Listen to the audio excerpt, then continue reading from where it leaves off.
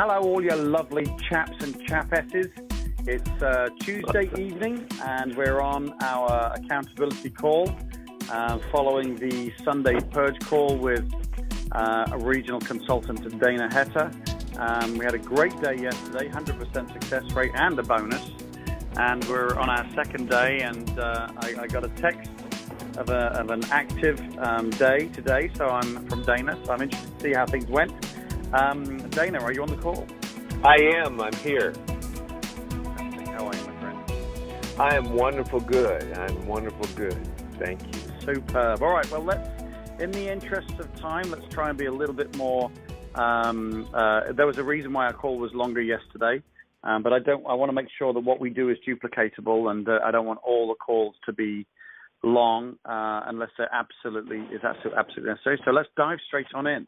So tell me all about what happened today, please. Well, today was an interesting day. I had 5 people that I attempted to reach. I actually contacted 3 and invited all to take a look.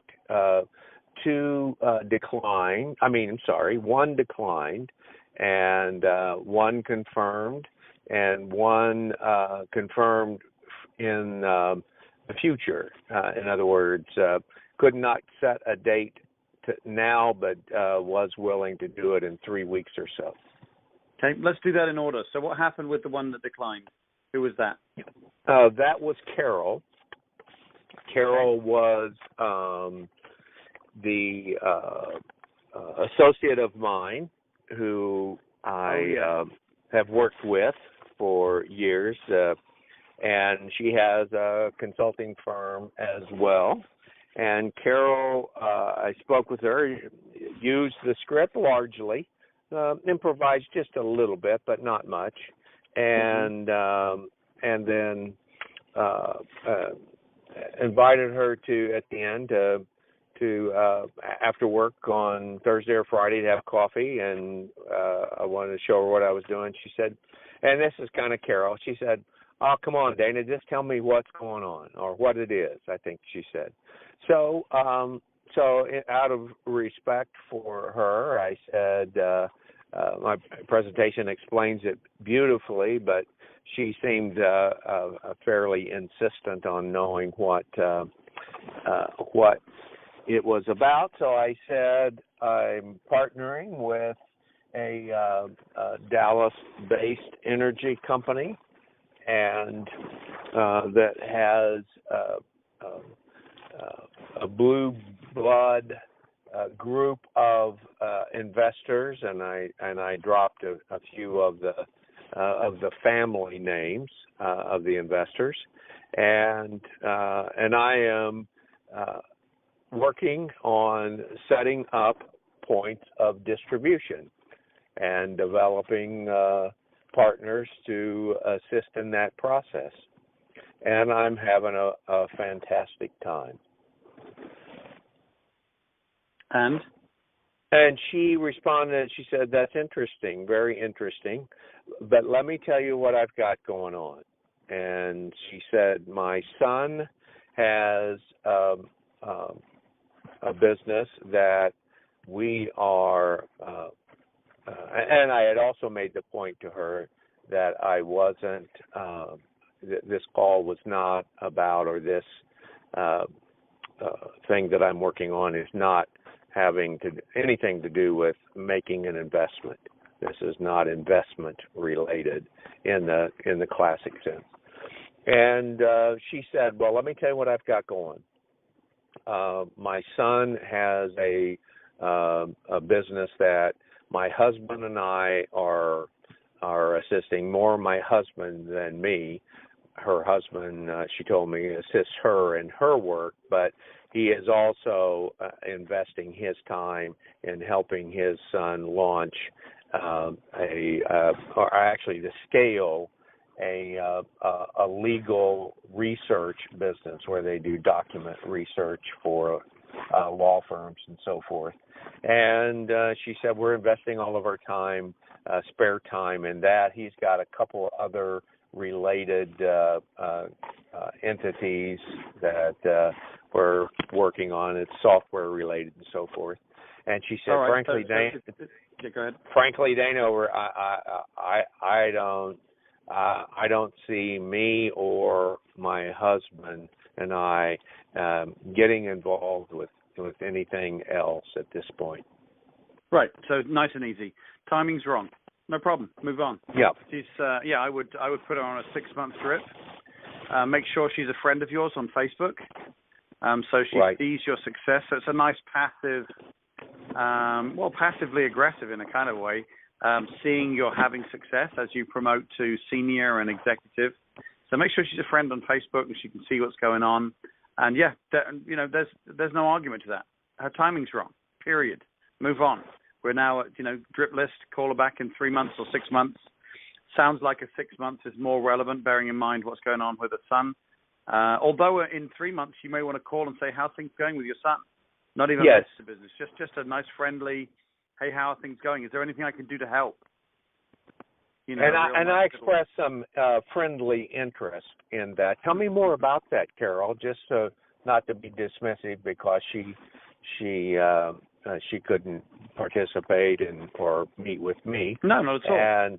And I think she responded well to that. Well, because in the situation where it's a no, you want to make sure you leave the no with as much of a positive as possible.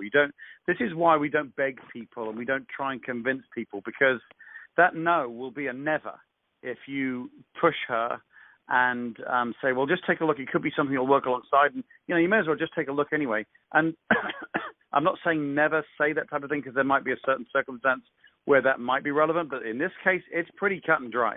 She's a black and white girl. She tells you how it is. Her timing's not right. So you leave with the best opportunity you can, which is, hey, that's great. What's he doing? And show interest and let it go and show that, you're not emotionally tied to her saying yes or no, and it's respectful, and you take her no as a respectful no. You've known each other a long time. So, no, dealt with it perfectly, my friend. So let's move on. So we purge her. We're going to purge her today, and we'll repurge her on Sunday anyway. But we're going to purge her for a 6-month callback. And as I say, get her on the Facebook page.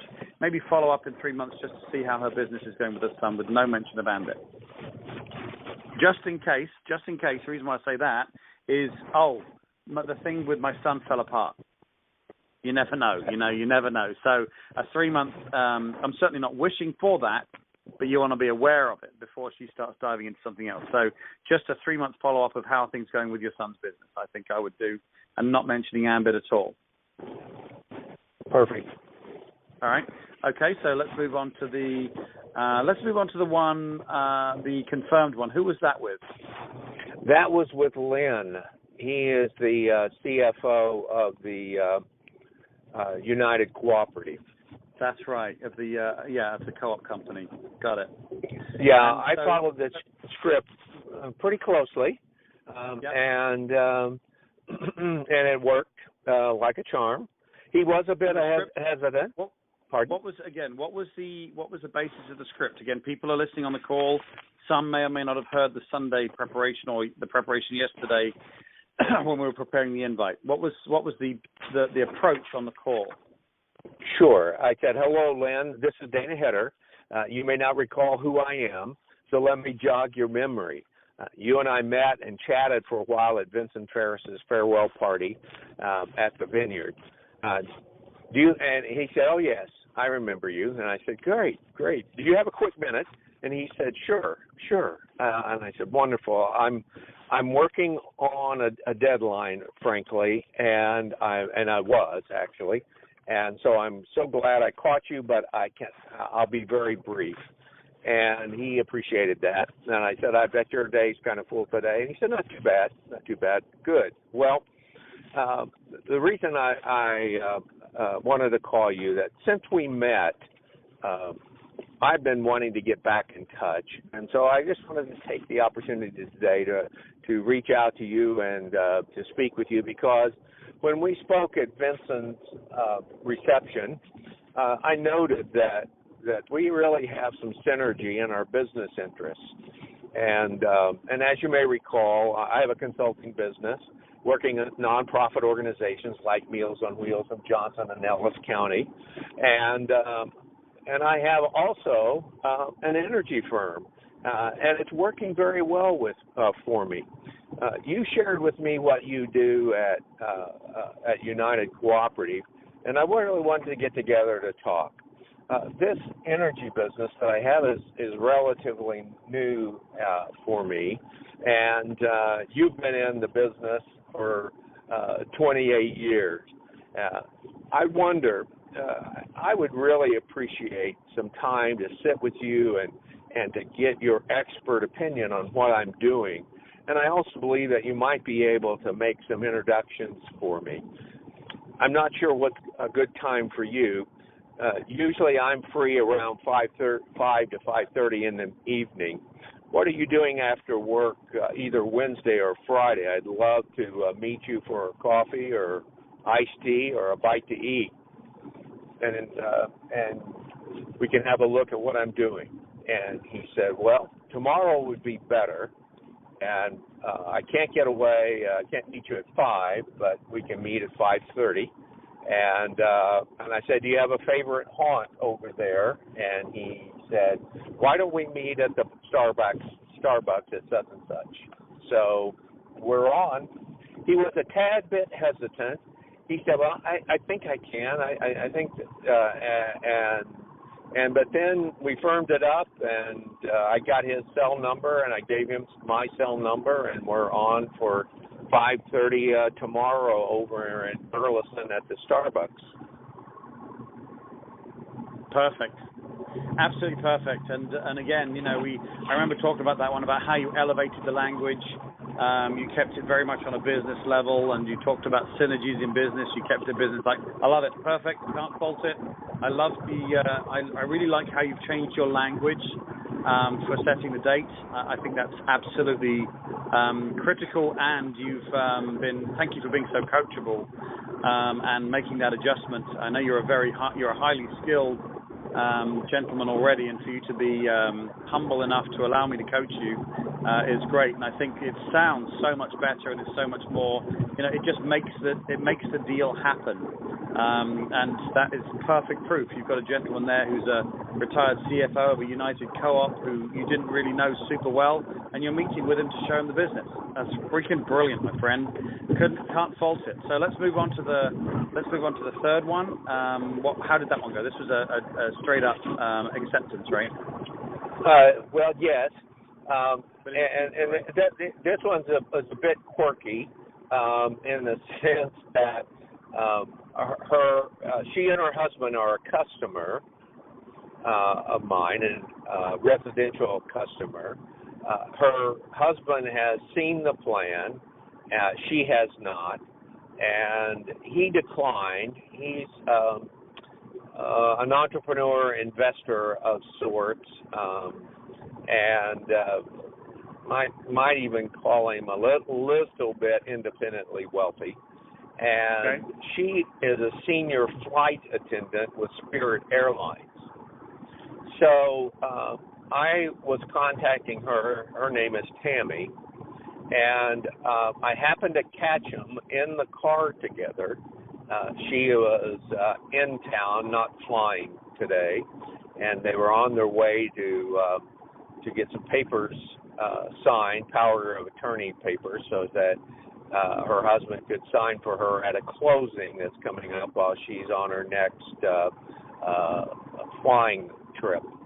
So we chatted together, and a little bit of chat back and forth, and talked about their new home. And I knew that was on the horizon, this new home that they're moving to in North Richland Hills, and we talked about transferring their service already, and so I knew that was in the background, but I wanted to go ahead and get with Tammy anyway because of what she does.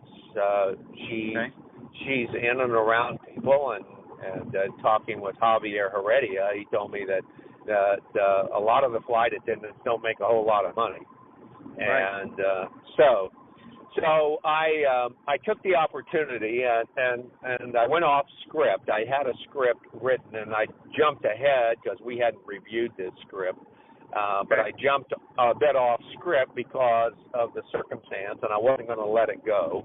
I needed to move forward. I said, I'm talking to Tammy now. I said, that I've got an Ambit Energy business, and I appreciate you guys being a customer. Alan, her husband's name is Alan's, has already taken a look at what I'm doing and has declined to become involved. But I wondered if you would do me a favor. Would you take a few minutes and meet with me? I'd be delighted to come over to your house and show you what I'm doing, so you would have a real good idea of what I'm doing and how we work. And the reason being, Tammy, is this business is very much driven by referrals. And you work with a lot of people and come in contact with a lot of people that you may want to refer me to. So would you have a few minutes in the next couple days when I could come over, maybe Thursday or Friday evening? And then she interrupted me. She said, I'm leaving on the morning on a trip. And then she lined out her schedule for me for almost the rest of October. And she said, it'll have to be when I get back. So, yes, I'd love to meet with you. Alan was saying, yeah, we meet with you, show you, so we can see what you're doing and so forth. But let's talk again in a 3 weeks, she said, and confirm a day and time. Okay, perfect. Couldn't fault you. Again, she already knew you're in Ambit, so there's no reason to hide that. And also, we want to be in the habit of trying to be in a hurry, but you didn't need to use that because she already knows what you're going to talk to her about. But what I really liked is, again, the purpose of these invites is to ask people to look, not to join, and that's exactly what you did. You said, our husband's has had a look and declined to join, but the second best effort is to say, well, look, take a look, because I know you're connected to a lot of people that may be interested in this type of thing, and I'd love you to know what, if you're going to refer this, know what you're actually referring. So that was perfect. I would do that type of invite all the time, because you never know, even though her husband wasn't interested, if she actually sees this and she's not making enough money with as a flight attendant, she may say, you know what, I can actually do this. This is something I could do if she gets it, right? So all you needed was the opportunity for her to see that. Now, she may not, but we don't care. If she does, great. If she doesn't, great. We just wanted to take a look. So 100% record, my friend. So Carol declined, so we'll purge her for 6 months, stay in touch with her in 3 months' time to see how business is going. Lynn is a yes, and Tammy is a yes, but give me a couple of weeks. Perfect, my friend. Couldn't be better. Right. And I did try to reach out to the doctor. He was seeing patients. I spoke with Jennifer, and Jennifer is his receptionist, and buttered her up a little bit, and asked her to give Dr. Peskin a message to call me. He probably doesn't remember who I am. I am a patient, and I'm not calling him on medical related issues, but he may remember me as the minor miracle patient. And she laughed, and I said, so I look forward to hearing from him. I also reached. Hope he gives you. Yes, go ahead. I reached out to Ken, and Ken, their computer systems, their internet, their phone system was down.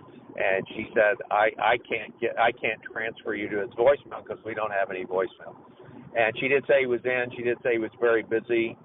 She did give me a cell phone number, but that cell phone number isn't working. So I wasn't able to reach him. So five candidates that I attempted to reach, actually spoke with 3 and got a firm appointment and a soft appointment. So I feel pretty good about how the day went. Yeah, that's a great day. Let's get you a couple more invites, though, for tomorrow. Again, I'm concerned about the time on this call, so let's crack on. Okay. Who else would you like to get an invite done for? Well, I have two individuals. One is named Victor. Victor is a business owner. He has a canteen business or vending machine business, and he is a extremely sharp individual. Works very hard and long hours. Told me at one point that he's got about 20 different locations that he takes care of, but he works long hours. And so I met him when I officed in a particular office building in Richardson until recently. And so I've had him on my list. I've attempted to reach him once months ago. I brought him up on the list because I just felt inclined to make during this week to make another attempt to reach him.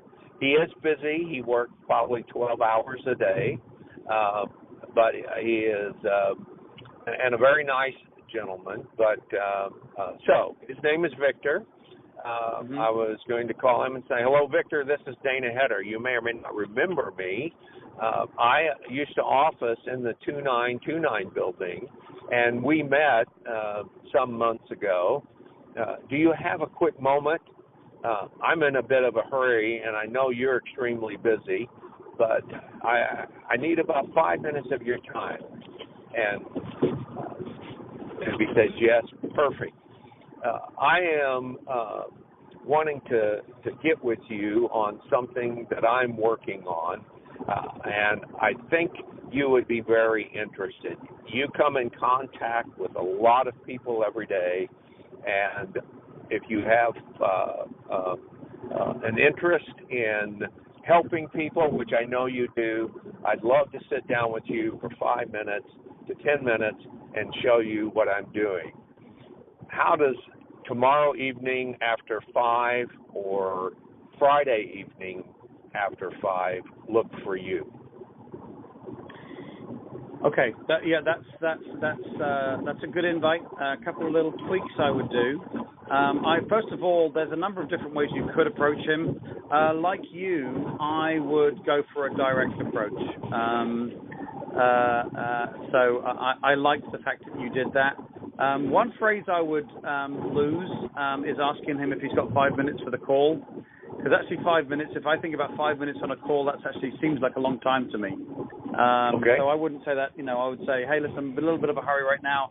I've been meaning to give you a call and just remind him who you are," which you did. But something I've been meaning to reach out to you with. We met at such and such. I can't remember what you said. But I've been meaning to reach out with you because I've started a new business recently, which is working out very well for me.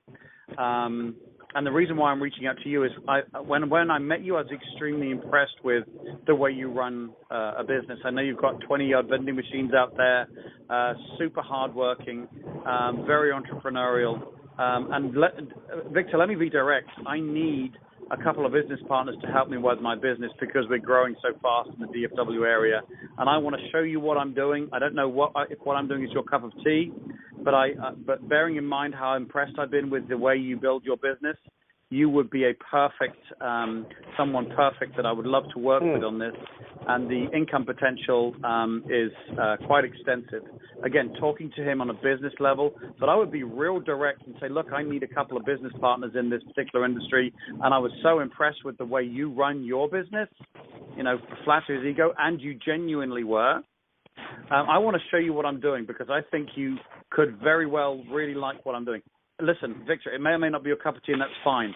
But at least take a look. What are you doing on Friday after work? So I would tweak it to be a little bit more direct, a little bit more leading with a compliment, and a little bit more, "Look, I need a couple of business partners to help me with this particular business." And I've been meaning to call you literally since I met you. because I've been so impressed with what you do. That's the type of approach that I would take. That's very good. I like that a lot. Yeah, I would flatter him. Not too much. Let's not go obsequious. Let's keep it, you're a professional too, but you've got to make sure you have someone who's going to be as good and as dedicated to this business as you are. So, keep it on a level, let's, again, not creep up to him too much. But I would go a little bit more direct than yours. You went direct, which I agree with. I think, you have a good feel for these types of things, and the direct approach was definitely the one. But I would go a little bit more direct. Very good. Okay, and thank if you. To ask you what it is again, I would, listen. As I said at the beginning of the call, I've just got to get onto a conference call or whatever you said. And that's why I need to make this time with you, because I'm so busy. This thing's just like, taking, just like killing it right now, and I need to get some business partners right now. So you're talking about, you can be excited. You can talk about it, having great income potential. So have a listen back, because I've been a bit piecemeal on this invite, but have a listen back and construct a good invite around, being in a hurry. Remember who he is. You were really impressed with who he is. Tell him you started a business that's going crazy in the DFW area, working really, really well for you, and you need a couple of business partners that he can work alongside what he's currently doing. I mean, you might want to also insert that so he doesn't have to stop what he's doing. And there's some really awesome income potential that you've actually been kind of really surprised about how much income potential is really there. And then say, so what? And listen, it may or may not be your cup of tea, and that's perfectly fine, but I want to show you what I'm doing. What are you doing on Friday after work? So Excellent. Based around that, create a written down invite and go in for a nice, confident, postured, non-obsequious, direct invite for him to be one of your two business partners. Excellent. All right. All right. Victor. And then who else we got? Andrew. Andrew is a challenge, and he is someone that I had actually contacted a year and a half ago, and we agreed to talk again on a date after 5 p.m., but he did not show for. In other words, I called him and did not get an answer. So I did leave him a message. It's been a year and a half. So I brought him back onto my list. And the reason being is Andrew is a deputy chief of police for Dallas Police Department. Okay. And he oversees one of the patrol divisions for the DPD. Now, there are some positives and negatives about that, I've come to learn, but yet I still wanted to reach out to him. There's a lot of things going on, let me just put it that way, at the Dallas Police Department, and a lot of officers are very unhappy. A lot of officers are taking retirement and or resigning and going to other departments. So there's just a lot of I'm going to call it turmoil within the department. There has been some good news of late, but one of the other chiefs is already a customer of mine. She has seen the plan as well, but declined and became a customer. So I wanted to reach out to this chief because he's in a division that my son used to be in, that division on patrol, and he does know who my son is. From then, briefly, he was the chief when my son was there, and then my son went to narcotics, and he also knows my son from narcotics.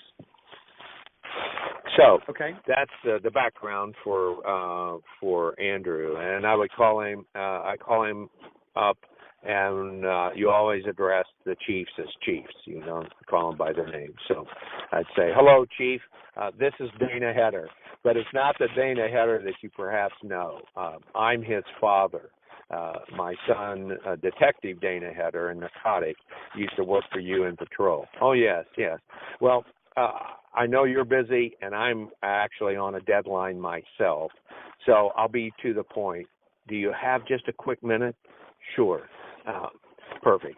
I know your plate's full today, so let me cut right to the chase. Recently, I launched a business that is impacting a lot of people in a very positive way. In the same way I know how you are wanting to impact people in a very positive way through your work at the police department. This business is in addition to something else that I'm doing, my full-time job, if you will. And I love what I'm doing, but let me tell you, Chief, why I have launched this other project. That's going quite well, by the way. The reason I've launched it is that I'm needing to augment my retirement. Actually, to be totally transparent, I need to replace my retirement.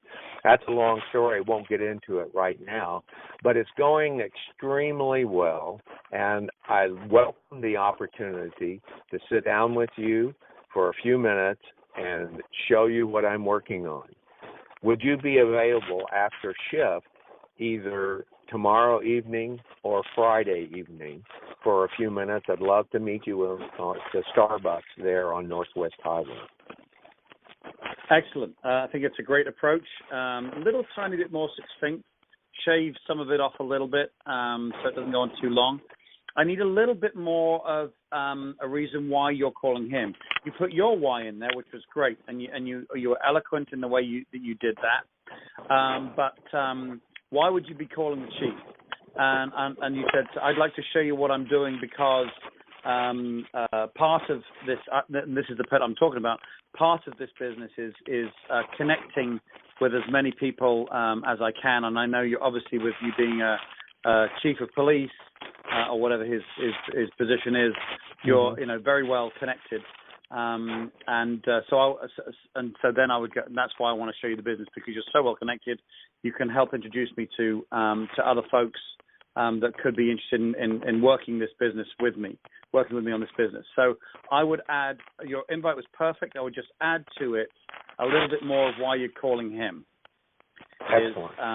Again, you don't know him well enough to say why he should be looking at it and that it's something for him or not. So I would go in there and say, and I also, I'm reticent to say I'd appreciate your professional opinion, because he's a chief of police. It's not really, conducive to. So I wouldn't maybe lead that out as well. But the chief of police is connected. Boy, is he connected. And so that's why, you need to expand your reach. And in order to do that, I need to, obviously meet, new people and this type of thing. You're very well connected. I'd love to buy you a cup of coffee, show you what I'm doing, because I know you could connect me to some really good people. What are you doing on Friday after work or whatever your close is? I would just add that little bit. Why are you calling the chief of police?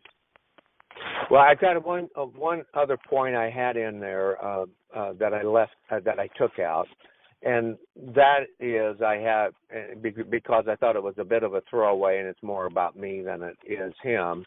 But I thought he might relate to it, and that is I have a passion for given my son's in law enforcement and has worked for you and is now working for narcotics. I have a passion for law enforcement and the people who you're serving with, and I'd love nothing more than to be able to help them because you work very hard. Yeah, that's good. Save that for the presentation. Okay. I agree with you, and I absolutely support the Dallas Police Force as much as you do, but I don't want it to sound obsequious. I don't want to sound like you're trying to butter him up. And it also makes the invite, already long invite, longer. So keep that out and save that for the presentation. Thanks for everything you do. Part of the reason why I'm showing this, as I say, part of the presentation is to give cops, a plan B that they can work alongside what they're currently doing, to help with their retirement stuff. But save that for the presentation. I would go exactly with the. Go ahead. No. I shouldn't say anything about the other chief that's a customer of mine, should I? No. It's just going to be way too confusing. He's already got to take a lot of information in, so anything else is just going to complicate it. Again, all we want to do is make sure he takes a look. You want to show him because he is well connected, and he can certainly connect you with the right types of people. What are you doing on Friday? That's the reason why. So I like your invite. Again, shave it down a little bit. Certainly don't add anything to it other than that reason. Why would you be calling the chief of police for a new business that you're starting? And that's for connections. Excellent. Perfect. Thank you. All right, my friend. Great call again. Congratulations. Very successful. Remember, keep count so we can talk about that on Sunday because I really like to. When Mary Wine came on, she had 9 invitations and 8 showing the plans. She showed 8 people the business from 9 invitations, and that's because the invitations were right and because we took the time to work it out. And I want to. For people to realize on this call how important structure and doing this right is concerned, and the fact we only need 3. Let's be patient and make sure that our invites are the best that they can be. So I appreciate your time, Dana. Thank you very much. Thank you, Richard. Hopefully you're enjoying what's going on. I know the pressure's on you a little bit because you've got to call me, but we'll talk about that on Sunday, about how different this week felt. Absolutely. I know. I appreciate you. Thank you. Take care. Hey, anytime. Have a great evening. I'll talk to you tomorrow. All right. Bye-bye. All right, man. Bye-bye.